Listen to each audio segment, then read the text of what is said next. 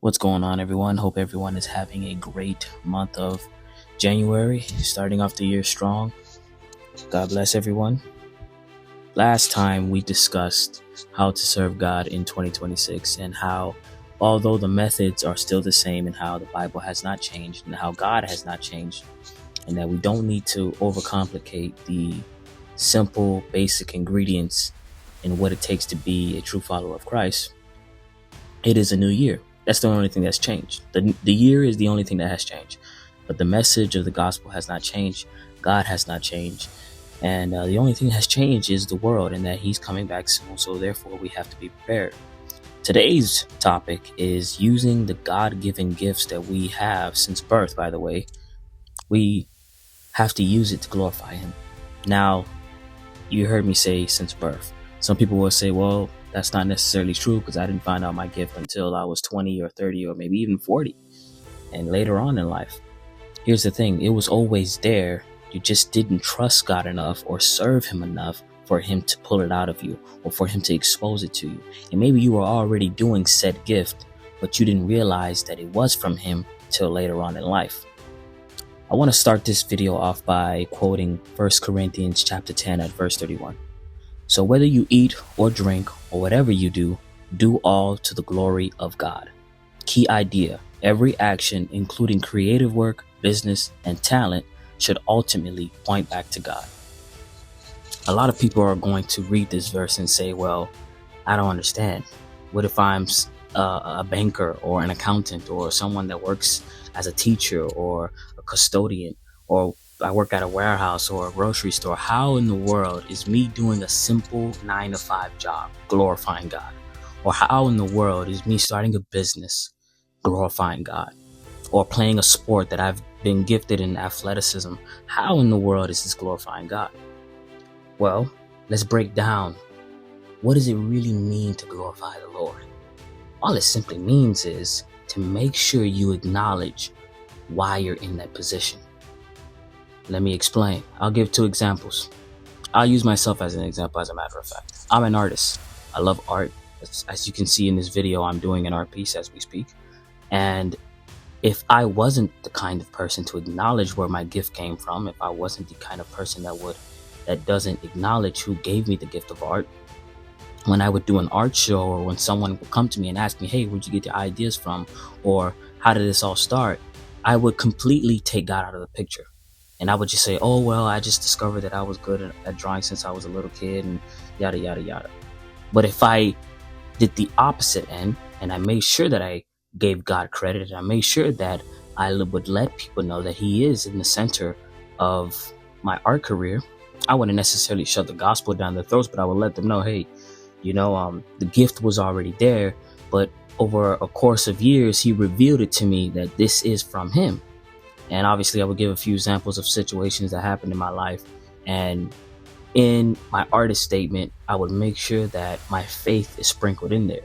So the bottom line is, it doesn't matter if you're working as a banker, if you're going to mop floors, you want to work unto God. And you want to make sure that you're not doing this to please man. You're doing your job, your gift, your talent, your business, whatever the case may be. You're doing it.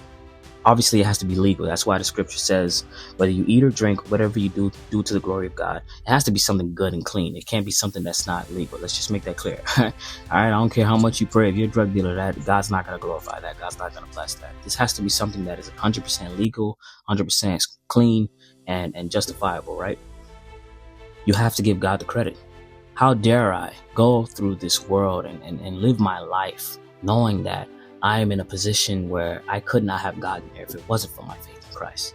Now, there's going to be someone watching this video saying, well, that doesn't make any sense because there's people that don't believe in God and they get promotions all the time and you're absolutely right. But here's the beautiful thing about being a follower of Christ. When God gives you something, all he wants in return is faithful servitude. But when the enemy gives you something, when the world gives you something, they want you to become a slave to whatever their agenda is. Look at celebrities, look at musicians. A lot of people think they're free, but they're really not free. A lot of the money that they have is not even theirs. It's given to them through a loan, and they have to pay that loan back through their performances and their album sales or whatever the case may be. A lot of actors, they have to keep working, because if not, that money is going to go out the window. So again, I'm not demonizing being a musician or being an actor, but what I'm saying is that you don't want to mimic the world. The world is going to tell you that you are the gift, you are the center of your reality, you are the center of the universe. You don't have to thank God for the gift that you have. You shouldn't even give God credit. Let's read 1 Peter chapter 4 at verse 10. As each has received the gift, use it to serve one another as good stewards of God's varied grace, in order that in everything God may be glorified. Notice that in everything God may be glorified through Jesus Christ. Gifts are entrusted to us by God. Again, there's absolutely no shame in having an ordinary 9-to-5. There's absolutely no shame in feeling like your life is very, very simple, and that what God has given you is very, very simple. Sometimes simple is better. You don't need this extravagant lifestyle or to be this super famous athlete. Not everybody's called to do that. Yes, there are some athletes out there that are true followers of Christ, and they're using their platform to glorify Him, which is amazing. I would never go against that. But even if you are in a position where your life is more simple and you're not ultimately super rich or whatever the case may be, you still glorify God. You do not wait till you get these huge blessings in order to give God thanks. If you have a job, glorify Him, give him credit. You woke up this morning, glorify Him, give Him credit. You made it from point A to point B, glorify Him, give Him credit. Do not overcomplicate what it means to give our gifts back to Him, acknowledging that He is the creator. He gave us the gift. As an artist myself, I've kind of went through a rebranding. I went to 3 different art universities. Well, they weren't necessarily all art schools. The first one was an art school, but the last 2 weren't art schools. The first school was probably my best experience because it truly was an art and crafts kind of school. They really taught us what it meant to be an artist, helping us find our identity and why we do what we do. Why do we have that style? Why do we paint this way or create art this way? I mean, they would really force us to just think. And it didn't hit me then.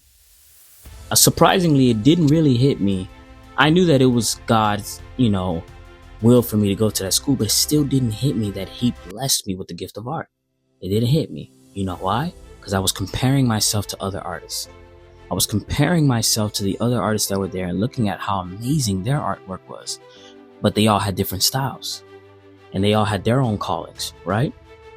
That's why I couldn't acknowledge it, because I was so caught up in comparing my artwork to other people's artwork instead of staying focused on my lane and what God is trying to do in my life. Fast forward, when I get to my second university, it starts to sink in a bit.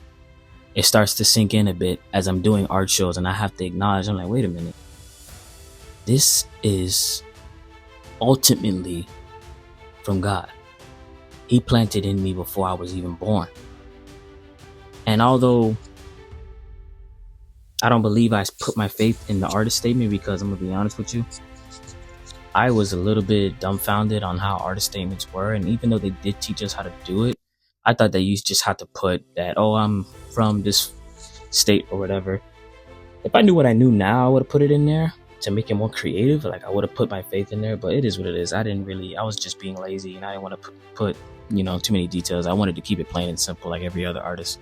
But I digress. It is what it is. Now in 2026, I'm rebranding my art. And although my style is very similar to what it was before, what's changing now is that I'm going to make sure that my faith is the foundation of my art. That doesn't mean that I'm going to just paint pictures of Christ or crosses and doves and stuff. No, I'm not saying that. But what I am saying is that I'm going to make sure that each art piece has a message that is rooted in biblical value. And I'm going to use that platform, this YouTube page, to express my faith and to help others understand why I truly believe that Jesus Christ is God. And I'm going to use my art as a tool. I'm I'm going to use it as a tool to glorify him. I'm going to use it as a source to create inspiration for other people, right? So again, I'll end this video off by saying this. James chapter 1, verse 17. Every good gift and every perfect gift is from above, coming down from the Father of lights. Do not forget who gave you your gift. Don't compare yourself to other people and make this mistake I did. Don't compare yourself. Acknowledge your situation. Give God the credit and serve him and glorify him regardless of your circumstances. Love you guys. God bless. See you soon.